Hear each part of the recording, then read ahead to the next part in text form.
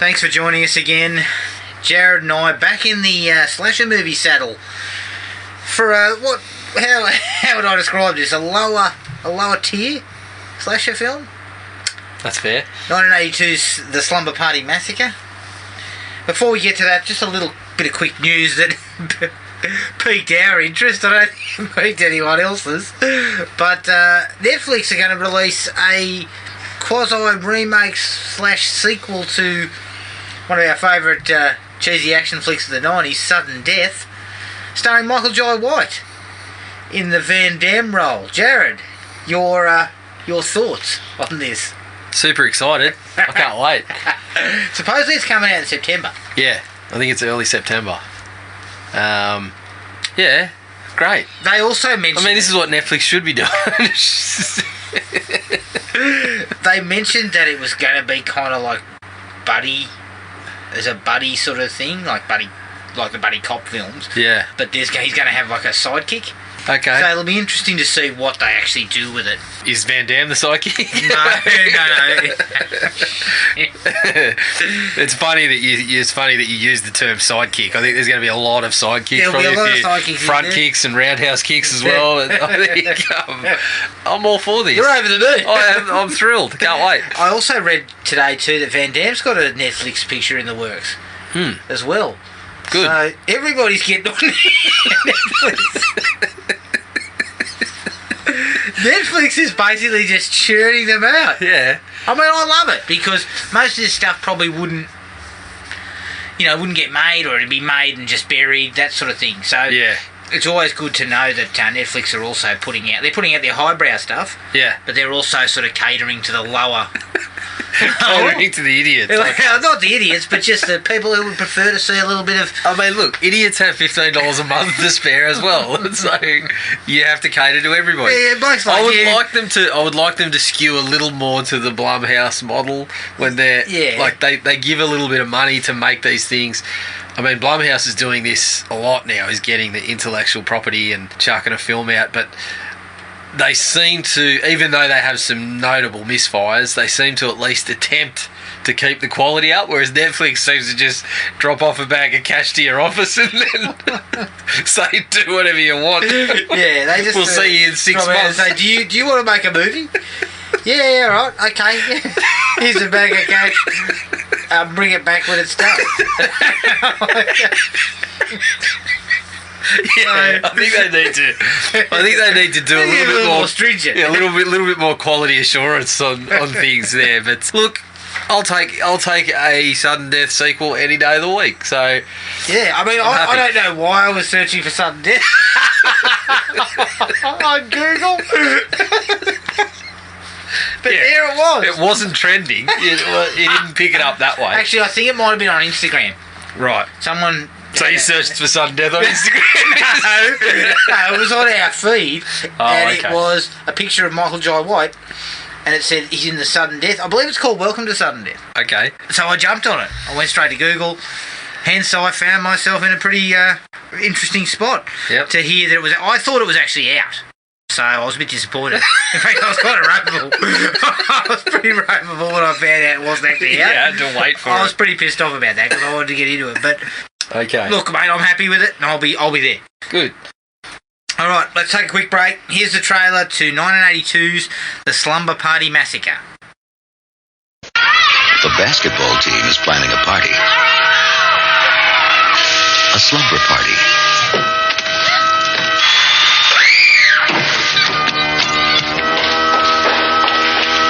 The party begins at 8 o'clock. Love it too. Do you think I'm getting better? But be on the lookout for an uninvited guest. Please. When the pizza arrives, things really start jumping.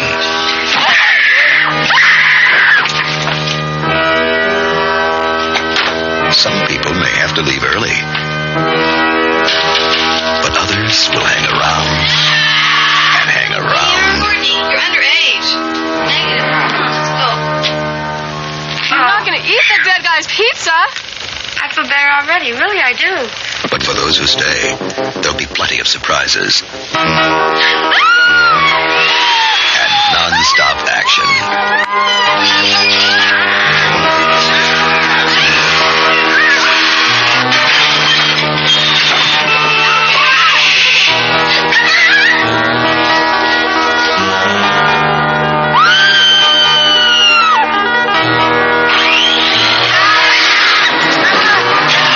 One thing's for sure, no one's getting any sleep the night of the Slumber Party Massacre. Close your eyes for a second and sleep forever. The Slumber Party Massacre from 1982. It's directed and produced by Amy Holden Jones, who directed another film called Made to Order. The screenplay was by Rita Mae Brown. She wrote the Long Hot Summer miniseries, but there was also some uncredited rewrites by Amy Holden Jones as well, and also, if I'm not mistaken, some uncredited reshoots by Roger Corman. So it would seem. It stars Michelle Michaels as Trish, Robin Style as Valerie, Deborah DeLisso as Kim, and Michael Villella as Russ Thorne. The budget was $220,000. And the box office, according to Wikipedia, is $3.6 million. A little bit of trivia. The entire score was done on a Casio synthesizer. Couldn't tell. I'm not surprised. I'm not surprised by hearing that piece of trivia. All right, look, this is what we would call... I said this was a second tier slasher from the 80s. Look, the acting, the dialogue, the lack of plot, the pacing, you're never going to mistake it for great cinema. But honestly, I had a pretty good time with this. This is kind of like boiling down the slasher elements into a film on a budget, right? The kills are pretty good. It's actually pretty well directed under the circumstances, and for the cheap budget, it kind of works, and it actually sticks very similar to something like Halloween. And in fact, it uses a lot of Halloween sort of cues, you know, him sort of standing out in the garden and his car being there and all that sort of stuff. And it actually works pretty well.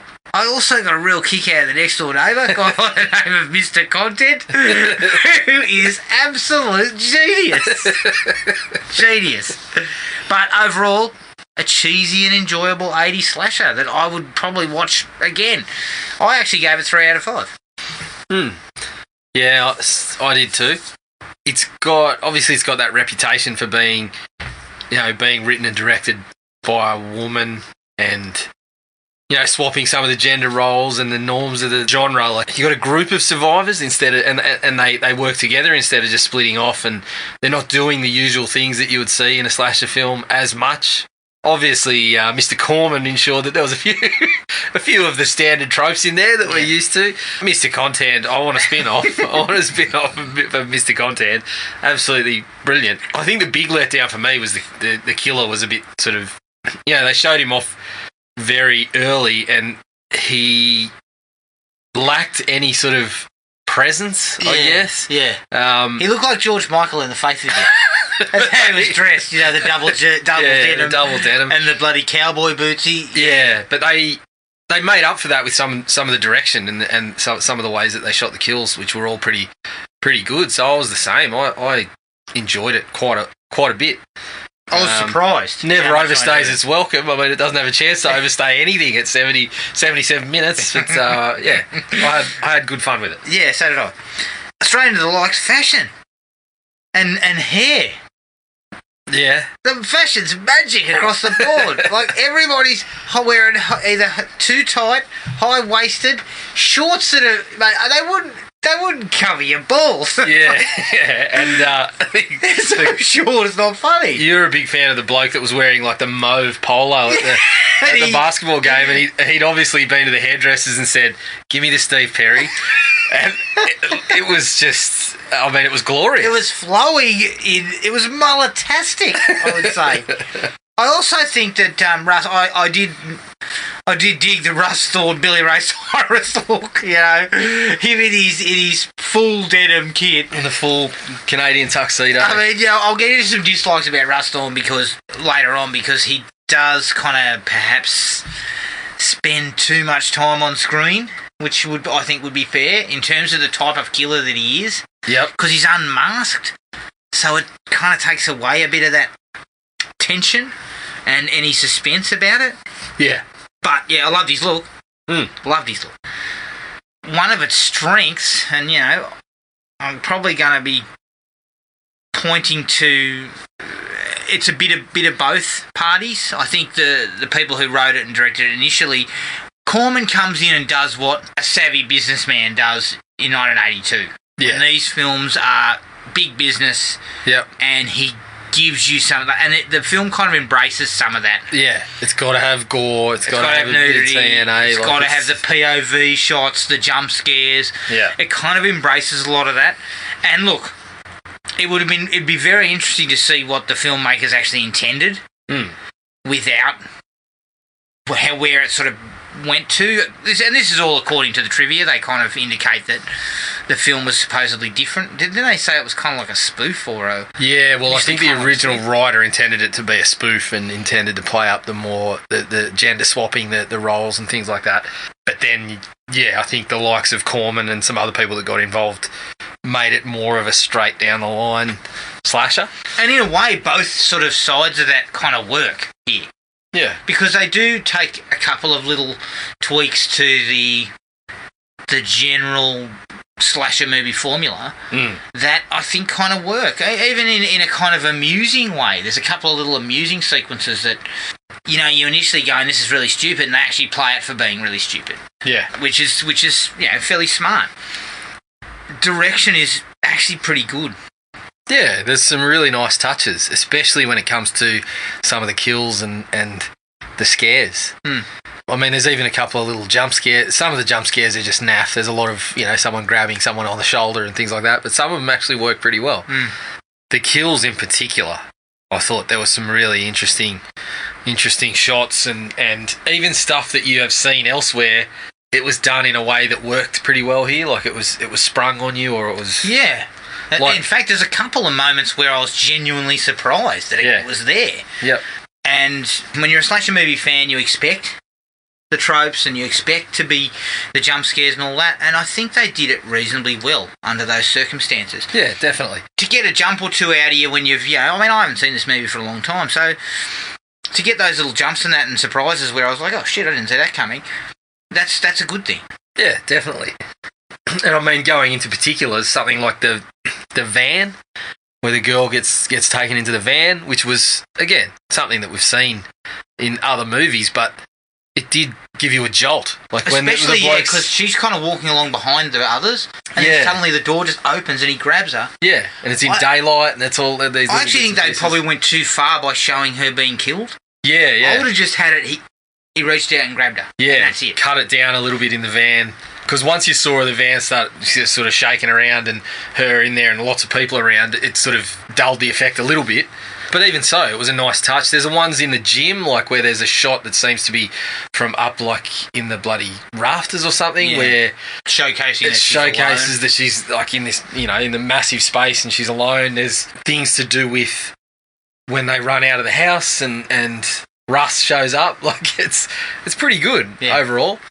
One particular shot that I really liked was the one where the girls are walking across the school parking lot and talking, and the camera's kind of up high. It's above them, kind of looking down, and following them along. Yep. And they walk past a mini skip. Yep. And of course, we can see in the mini skip, but they can't. Yep. And the corpse of the girl who was grabbed off the street, she's in the skip. And simple but effective. It was very effective. And there's some things that they take from a movie like Halloween. I mean, there was a bunch of times where you looked at it and thought, yeah, they've taken that from Halloween. But even then, some of them worked. Like the guys walking down the street, and then, you know, as they walk out of the frame, it stops on the van. Yeah. And things like that. That just you know, neat little slasher elements. And there's another one where where the girl's playing the piano at home. Yep. And the camera's kind of on the piano, her playing the piano, and it just slowly sort of creeps away from her and up towards the stairs, and then you just see a male shadow sort of coming down the stairs. Yeah. Again, very nice touch. Working with not much money, but sort of squeezing it and getting some decent shots and stuff out of it. Yeah, which absolutely. I was a fan of. Interesting to see Sly Stallone's Playgirl girl spread seem to get some sort of cameo in there. Yeah. Again, maybe that's more the feminist element coming into it. You know, the whole idea of the girls looking at a male person in the nude. Yeah. But then again, that's kind of undercut by the fact that we spend a fairly lengthy portion of the start of the movie in the showers. Yeah. Which is where you see that you think, you know, that's perhaps where the influence of someone like Roger Corman came in and was like, I've got to sell this somehow, and I'm going to sell it to the audience like this. But I mean, even in that scene, I just about spat out my drink when, you know, the very first thing that happens is a girl walks in and one of the other ones says, "Hey, I think your tits are getting bigger." And I just about spat my drink out with laughter. Speaking of amusing comments, one of the girls is at home waiting for the other girls to come around for the slumber party, and there's a knock at the door, and she goes, "Who is it?" And the response is, "We're here for the orgy." Gold. Yeah. Very funny. I knew you enjoyed that one. I mean, don't get me wrong, I am a lowbrow man, but, you know, you've got to have a bit of a laugh with this stuff, and this is kind of... And it feels like those are where the parody elements are still in there. Yes. Yeah. So, and that stuff still kind of works. It makes those girls seem a little bit self-aware, you know, of the it's a little bit meta, I suppose. Let's get to Mr. Content. I did laugh at that. That was good. Mr. Content is the next-door neighbour. Yeah. And he's just kind of sleazy yet amusing presence. Yes. First, we find that he's gone into their house without them being there. So the girl comes home and finds Content, I don't know, doing what? So she's in she's on the piano and he comes sneaking in, doesn't he? Oh but didn't that happen? Didn't she turn up home and found the door open? Yeah, I think it was something like that. And Content, but I think he came in after her. Oh, okay. So I think there's an insinuation that it wasn't him that opened the door, but it was him that crept in there. But of course, me and you, you know, we drew long bows out of that and had a bit of a laugh about what he was doing in there. But yeah, he was definitely upstairs rifling through her underwear drawer. I think so. Yeah. but to add to that, he also seems pretty bloody stoked when he sees a bag of hash. He did. The girls pull out a bag of weed. Yeah. Content's face lights up like bloody whoa. Yeah. He doesn't want to get involved, but he makes mention of it. Yeah, he says, you know, I won't tell your parents if you don't tell them I was in here with it or something like that. It's not a good look for Content, but again, it's kind of like this sleazy character, but it's kind of played for laughs, and it kind of works in that sense. Also, the guy seems to... he wears a rocking Hawaiian shirt, but he also seems to hunt snails with a meat collar. We find him outside hunting snails. I've got 52 for the night, he says. Yep. I mean, and the girl says, "Why don't you use pesticides?" It's not organic. No, yeah, okay. Is that what it is? Yeah, yeah. But yeah, he gets plenty of laughs. I found, like, as far as this movie is very much lacking in character development. It has no real character development in it.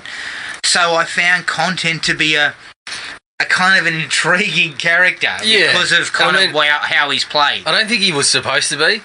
I think a lot of it's unintentional. But I mean, we had a fucking good time with. I had a ball with the bloke. I'd love to see more of him. Yeah. One of my favourite sequences is actually the one where the girl and her boyfriend are making out in the car, which is in the garage. Yep. And then the boyfriend says, come on, we need to do this. He puts the hard word on, as per usual, back then. And she says, oh, look, I can't. He says, come back to my place. My parents won't be home for hours. And so she says, I better just tell the girls. They'll be upset. So she goes inside, tells the girls, going to get some beer with old mate. And she comes back, gets in the car, and starts talking to him about, oh, gee, that was difficult. And she goes to hug him, his head falls off. Yeah. It was another element that worked pretty well. You can see the parallels with Halloween and the darkened car and things like that. So we thought, is he in the back seat? Then of course, off goes the head. Oh shit! Yeah. And then she starts honking. And, man. Of course, you can't hear that because we're making strawberry daiquiris inside with the blender going. So yeah. That was quite amusing. And look, her death isn't too bad either. She gets out of the car, he knocks her over. There's kind of that shot of him standing over her with the drill sort of pointed down, kind of phallically, if you want to call it after that. the killer's put down his sign that says honky for your head lesson. Yeah, that was a pretty good sequence. And Contents put his sign down, I'll give you a honey.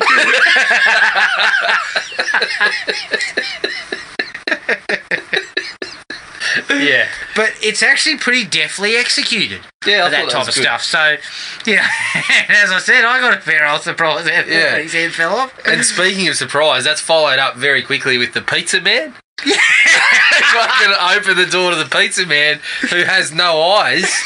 And then just fucking falls in. I mean, I'm not sure how the logistics of that worked.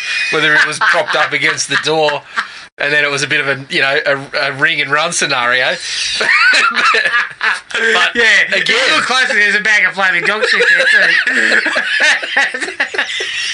But again, as soon as it happened, both you and me were like, "Oh, fuck, what's going on here?" The good thing was the pizza was still warm and edible. Yeah, well, someone partook in a slice or two. I mean, as you mentioned, I would probably do the same. I'd like a slice just to calm the nerves a little bit. Well, I need all my strength for the ensuing battle. That's right. You need something to burn. After that, one bloke gets drilled through the chest, which is a nice sequence. And also the girl opening the door to go out once they realise they're kind of trapped. Although I'm not really sure how they're kind of trapped. They're not really cut off. It is in a suburb, and so they're not really cut off, but they decide strength in numbers, which is where it takes a different approach. And she opens the door, and he's again surprised the shit out of him. He's waiting there, and he just cuts her throat with the drill bit. And again, that was pretty well done. I think they relied on those quick hits. Definitely. Rather than trying to kind of ramp up tension, just get in there and do some quick hits, and it works. And they kind of inadvertently, it might have been intentional, but you see him a lot. But then a couple of the kills, you don't expect him to be there because they show him so often. A couple of times, something just happens and he's just there and then done. And so it sort of works in that way. Yeah. I actually thought the girl hiding in the dress bag in the closet was kind of cool because he kind of busts into the closet and checks everywhere when he's chasing her, and then he leaves and the camera kind of zooms in and you see her hand come up inside one of those partially pearled sort of dress bags. Yeah. It was a nice little touch, Another flourish. A directorial flourish, and that was very near. And Roger was like, "Get that shit out of here! Get it a few more sets of boobs." Yeah, that was very near the fridge too. Which seems kind of, how you would open the fridge door and not see. But the way they shoot it, as she's talking to someone else and opening the fridge and then closing it and the body's in the fridge, it works really well. Yeah. I mean, I wouldn't have missed a beat. No, I'm not talking to anyone. I'm going there for a Coke or a beer or something. That's what I'm focused on. My mum and dad used to fire up left and right back when I was a kid during the holidays because I'd walk into the kitchen and open the fridge. Yeah. Close it. Walk away. 2 minutes later. Open it. And Mum would be like, "There's nothing else. Nothing's changed in the last fucking 2 minutes." Yeah, that's right. And of course they would blow up that, because you've left the door open for 10 seconds, that's going to cost me another fucking $5 of electricity, not understanding how that all works. Oh, it's going to take a bloody $5 to cool that fucking thing down again. No, it's not. And then I'd cop my hiding and I'd bow my head, wander away. 5 minutes later, I'd be back to the fridge. Yeah. It's fair to say I wasn't listening. My mum took a different approach. She wouldn't say there's nothing's changed. She'd just kind of go, after the second time I did it, she'd go, "What are you looking for?" And I'd be like, "I don't know. I'm just looking." I've got no idea. Yeah. The finale, it's ludicrous and silly as a wheel, but I just loved it. I mean, he gets his hand cut off. Let's backtrack a little. First thing, he's inside and he's taken on... Dribbling. He's dribbling on about how he loves them and all this sort of shit. And, note to Russ, don't talk. As you come across poorly. Stay quiet. But he's fighting with the coach, the basketball coach, I think. She's just turned up randomly out of nowhere. He's fighting with her. She's got a fireplace poker and he's got his drill. And he trips or something and that's right, the Courtney trips him over. Yeah. She belts the coach belts him over the head with the fireplace poker, which is conveniently made out of rubber. She freaking bounces around all over the joint. But he then kills her, or tries to kill her. Sorry, kills her. One of the other girls charges back in there, and he starts up this rant about how he loves them and everything. And then in comes another girl fucking wielding a machete, and Russ goes, oh shit! Yeah, that's Valerie. Valerie comes in to save the day. And Russ just goes, oh shit, and runs off. Gets outside. Yeah, that's where he's lacking that real kind of, that scary factor of he's unstoppable. He's definitely stoppable. I'm done for the night, shit. Yeah, he wheels around and takes off at pace. And they have a showdown out near the pool. She cuts his hand off. Loved it. He continues to scream and yell and stuff. He gets stabbed in the guts or cut across the guts and he falls in the pool. Yep.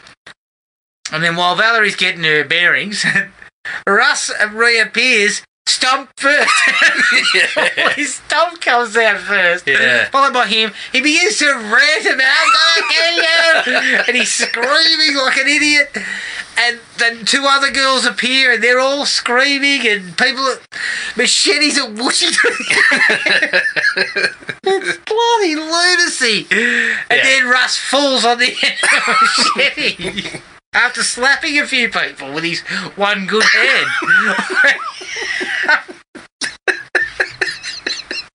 I mean, it was lunacy, but it was wildly entertaining. Exactly. I was loving it. Yeah. I was like, God. Russ, champion. It was pure cheese, mate. It was cheese. I was hoping you'd start slapping with the other one, too. Yeah, with the stump. Slapping people with the stump. I didn't have any more likes. No, that was it for me. Probably a few more shots I could mention that I liked. Yeah, there was the one in the gym. I liked the girl getting found because, you're used to Michael and Jason just kind of when they're searching for somebody, the person loses track of them and then all of a sudden they're standing over the top of them or something like that. This one, at least, Russ had no idea. He was just standing on the spot, not sure where this girl was, but then sees the blood that's leaking out under the door. I thought that was pretty neat. Yeah. And I did enjoy the two blokes, those two imbeciles that are ogling through the window and then somehow getting inside the party and immediately are thinking, we got to get the fuck out of here. We're in trouble. And then both of them get done in very swiftly. I mean, they were two of the most useless characters I've ever seen in a movie. Yeah, and I do think that's coming back to what you were saying, the gender reversal and the... Yeah, and that seemed like a bit of the parody too. These two bozos that are talking about, we got to ring someone up and get a date or whatever, and then they're ogling through windows. I've never seen two blokes be so excited about a pair of boobs in my life. Like, fellas, come on, this is not how to approach things. But yeah, I got a couple of laughs out of them due to that idea. Yeah. All right. Dislikes. It certainly looks cheap. Like, you're not going to think to yourself, gee, it's a polished production, because it definitely looks very cheap. Even the film stock and everything looks pretty sort of grainy, and that adds to the aesthetic of obviously only very little money's being used. The acting kind of proves it too. You certainly didn't get anyone who's a decent performer. They're all fairly nondescript. I mean, Christ, I didn't even know half their names. Like, I didn't know the girls' names. I didn't really... And that's more... Yeah, you hear them a few times, but there's a couple of the girls I couldn't even be sure I'd heard their names in the... That's more of a plot thing. Yeah. Because that's one of its biggest problems. There isn't really a storyline. No. I mean, when they get to the party, it is more sort of... I mean, they're doing slumber party-esque things. They're fucking a little bit boring. They're reading horoscopes out of the newspaper and they're leering at Sly Stallone in Playgirl magazine and things like that. Although that was in the other house, wasn't it? Valerie and her sister. But why didn't Valerie get a gig to the party? I don't know. Was there some... They were jealous. Unresolved tension that somebody was jealous of her. I think Diane was jealous of her basketball skills. Oh, yeah. Which brings me to another dislike. One of the worst basketball scenes committed to film. I mean, fuck, Diane, pass the rock. Coach is trying to tell you. But yeah, I think that was how Valerie managed to not get herself an invite, because she was the only one on the court that managed to be able to play basketball by the looks of it. So Diane wouldn't pass the rock? Yeah. Wait, Diane, honestly, I don't think Diane knew she was playing basketball. No. It was just horrendous. Not a basketball player amongst them. Yeah, I mean, lift your head up. Stop looking down when you're dribbling. You got to see the floor, people. No wonder you're not passing, Diane. Shit. Have a look around. Your eyes aren't painted on, darling. But for these sort of movies, when you go to the cast, listen, we're going to have a basketball game. Does anyone know how to play basketball? And everyone goes, nah, you don't have the basketball game. You decide you'll rewrite that scene. Let's play checkers. Yeah, I mean, absolutely shocking. Yeah, obviously they didn't have the budget to put, Wesley Snipes through 6 weeks of basketball camp like White Man Can't Jump or something like that. But let's gauge the crowd. What do you girls play so we can make this look semi-realistic? Yeah. Well, look, even if you didn't, just have them walking along talking and some sort of unresolved issue between Valerie and Diane. Yeah, fucking Diane didn't pass the rock. That's the unresolved issue. Well, yeah, we don't have to see the fact that she doesn't pass the rock. Just tell us she didn't pass the rock in last week's game. Yeah. Yeah, I was open. She didn't pass it. Yeah, I would have hit the winning bucket. I mean, one girl throws a shot up and fucking hits. Yeah. It hits the fucking, I reckon, the backboard on the other court. Yeah. It slams into the backboard, does not draw any little piece of iron whatsoever. And then I think she says, bad shot or something like that. The coach is telling her, yeah, fucking bad shot, all right. Yeah, it's just absolute stinker. I can never understand, and it's probably because it's a low budget film. They just felt they'd throw that in there, a bit of action. Yeah. Things happening. No, get away from that shit. If you can't play basketball, don't fucking do it. I mean, even if you can't, let's structure it. Let's run a fucking stack play or a simple box out of bounds or something. I'm sure you can teach them how to do that in 10 minutes. Problem is, Diane won't fucking give the rock up. Yeah, that's right.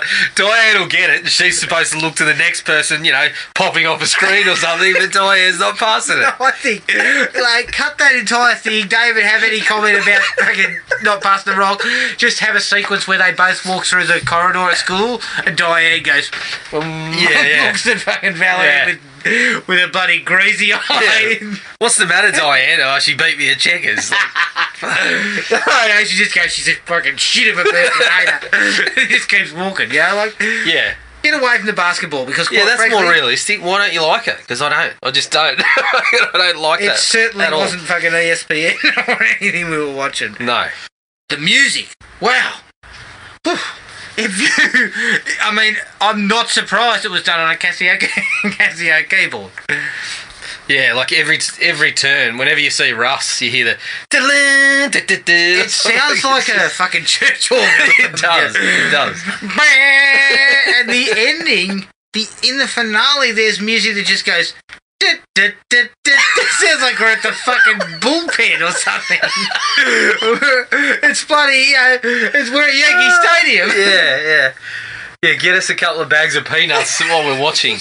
It's horrible. Like, it's a real cheap, it's a real sort of corner cutting exercise to have something so cheap. Yeah, it does hurt it a little bit. Because they do manage to, if you add a decent score to some of those scenes that are directed quite nicely, then you're on a bit of a winner. But also, you could there are moments in this film where they could generate some suspense, but there's no music. Like, they actually just cut the music out entirely.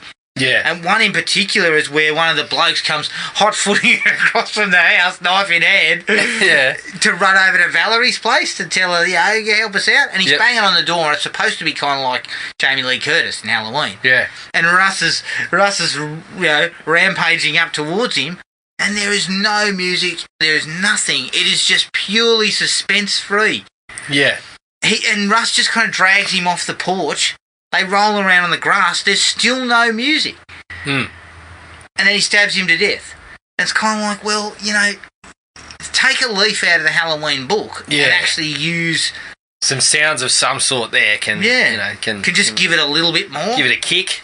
The editing in that particular section too was pretty shit house too, because it didn't showcase how close Russ was, or that he was bearing down on him or anything. Like, he just turns around and looks over his shoulder, and here comes Russ wandering out of the trees with his bloody giant drill in hand. Speaking of the drill, worked all right for some shots, but I don't know. I'm not sure that's the weapon of choice. No, it seems like it's a lot of work. It does. Like, it's heavy, Especially when you're creeping around and you accidentally press the button and oh shit, now they know I'm here. You bloody keep hitting the drill bit against the side of fucking doors and stuff. Yeah. Yeah, it's not what you'd call a weapon that kind of makes you stealthy. No, and it doesn't, I mean, some scenes it really works, others he's drilling people with it and you're like, I mean, fuck, I can barely get a drill to go into wood that well, let alone, I mean, he's just jamming it into people left, right and centre with ease. Hold still! Yeah, I didn't love that. No, I didn't love that either. I also didn't love seeing him racing out of the gym after getting the girl in the gym. We, for some reason, get that shot of him racing out of the gym. Yeah. I don't need to see him doing, a 40-metre dash. No, I don't. Like, that's why I like my Michaels and my Jasons and all them. Yeah, keep everything's some mystery around it. As that they just wander up and they kill you and they move on. And then they're gone. And where they went, who knows? That's right. I don't really need to see where Russ was. No. Like, Halloween's probably the only one that sense. successfully did a little bit of that. Yeah. It showed Michael actually wandering around. Yeah. I mean, we get the sense that he's not hanging around too long. So we don't need to see him open the door and then quickly just take off outside the gym. Yeah, and run back to the van. It's like, we know the van's there. Yeah. We already saw it. We know that he chased that girl down into the school. Yep. And killed her. Yeah, we got enough said. I mean, that's what happens when you're trying to stretch 65 minutes to 75. Like, you're trying to stretch to as far as you can. That's right. And speaking of things we didn't need to see, a couple of the poorer jump scares. The coach coming to her door and then a drill coming through. And she goes, and opens the door and then, sorry, coach, I'm just putting in your peephole. Like, that's convenient, isn't it? Like, yep. Yeah, I forgot you were doing that. Yeah. So, sorry, how the fuck did you get in here? That's my question. Yeah. I didn't leave you I keys. have to be home to let you in? I didn't leave you any keys. Oh, Mr. Content let me in. Yeah. Mr. Content was in here. I think he stuck out looking like fucking Nacho Libre with a pair of your undies pulled over his head. But he said it would be fine if I just started working. Yeah, he just said, don't tell anyone and I'll let you in. Yeah, he kind of looked at me and mumbled through some, some cotton. He mumbled, "You never saw me." I knocked on the door and it sort of swung open and I saw him and he went, "Oh, I didn't know you were coming." Tell no one. Look, I was just looking for snails. Absolute loser. Mate, absolute genius too. Now, the bigger issues with this thing is it's a 75-minute film, and the middle portion is quite slow. Yeah, it's sort like of quite poorly paced. It's sort of a product of it there not really being a story. It's just sort of a group of girls getting together for the party without any sort of story running through it. Yeah, and it's kind of trying to cherry pick to find some of the characters and almost show where they're at. Yeah, other than everyone still being pissed off at Diane for not sharing the seed. I will not tell you again. Pass the ball. You know, they should have been making light-hearted jabs at her actually at the Slumber Party. Yeah. Like, can you pass me a beer? Absolutely.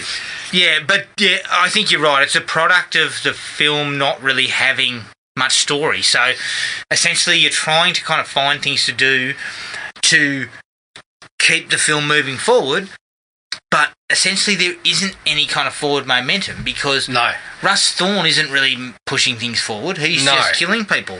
There's not even anything that sort of stands out about him. I mean, we get this thing about 5 murders. We get it on the radio station twice and the newspaper once in the space of about 10 minutes to start the film. Yeah. And then there's a sequence where he's counting the bodies. He's counting the bodies in the back of his car, in the boot of the car. Yeah. And I'm not really sure why. Not really sure why, because at that point he killed more than that, I think. But they weren't all in the... Yeah, they weren't all in the boot. So I'm sitting there going, does he stop at 5 or... He didn't. I don't know what he was doing. Yeah, why was he doing some counting? I don't know. I don't really understand that. And there was no kind of side stuff going on. Like, you didn't have the cops looking for him or anything like that. You know? Like, you didn't have a side plot going. Yeah. So it would have been...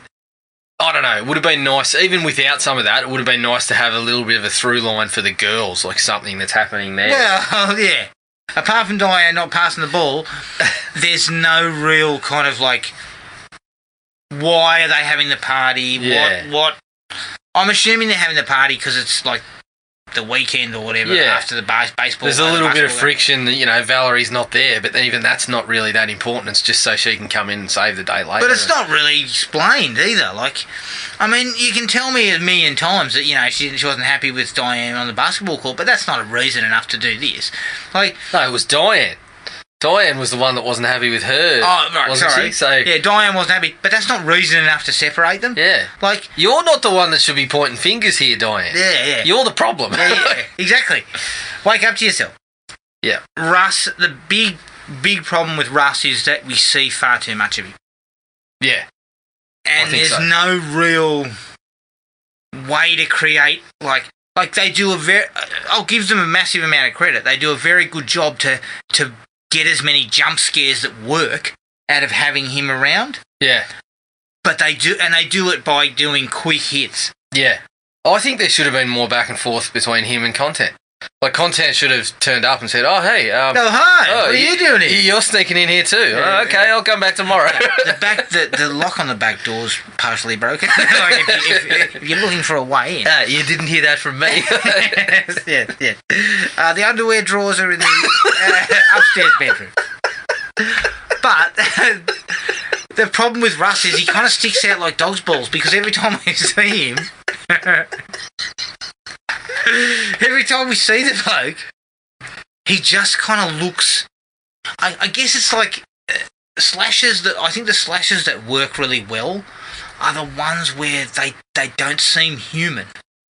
You know? Yeah. Michael never seemed human. Even there's in the first aspect of them that, even if they are, you know, so-called human, there's an aspect of them that doesn't seem that way. And usually, in a lot of cases, it's the fact that they wear a mask. Yeah. Like, it covers their face, so... Or they call you up from a phone and say, I'm evil, and things like that. Yeah, the real upper tier work. What was that?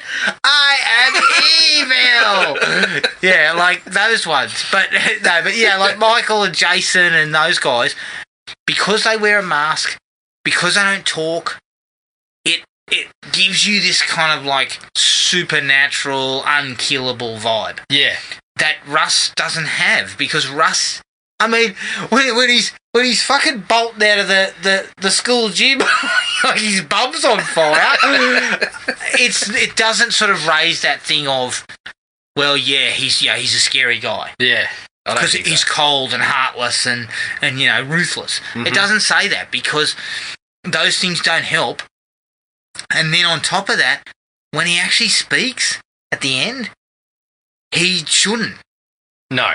it's really jarring. He starts rambling on about loving them and all this stuff that is not really covered off on why he would say these things, or, you know, I think they've just got him stuck in there as kind of like a psychopath type of thing. Yeah, I think so, and it's just sort of rambling nonsense. Yeah.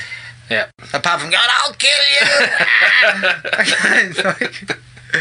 But yeah, he shouldn't speak. It really undercuts him, and unfortunately, seeing him so much makes it even worse. Yep. That was me. Yeah, me with too. regards to the dislikes. Other than another cat in the closet. That's been thrown at someone. Yep. Actually, no, that one's a bit more... It's actually jumping, I think. It does because they actually do show a shot of it leaking. Jumps out of the closet. But like, I think it was the Friday the 13th remake, wasn't it, that we spoke about, where there seemed to be a cat in the closet for some reason. Like, what are they doing in there? I mean, that's animal cruelty. Let the fucking thing out. Yeah. Was it Friday the 13th or was it... No, it was... I can't remember what it was. It was something we watched recently that was, yeah. But yeah, another one of those things. That's kind of that cheap jump scare that doesn't really... It's probably never worked, I don't think. But that is the Slumber Party Massacre. You can find us on iTunes, Spotify and Podomatic. Send us an email at thrillme@iinet.net.au. We're on Facebook at Thrill Me Podcast Australia, Podomatic at thrillme.podomatic.com, and Instagram at thrillmepodcastau. The next episode, I actually asked Gibbo what he would, like, you know, did he have anything that he was wanting to throw out there? And he actually threw out the Old Guard as a potential. Oh, yeah. Yep. So I'm certainly keen because I haven't seen it. So yeah. I think that might be our next one in the canon. Pretty good selection. That's good. But until then, take it easy and we'll catch up with everyone later. Cheers. Find the podcast at Podomatic or on iTunes. Don't forget to rate and review. Like us on Facebook at Thrill Me Podcast Australia, or contact us at thrillme, all one word, all lowercase, at iinet.net.au.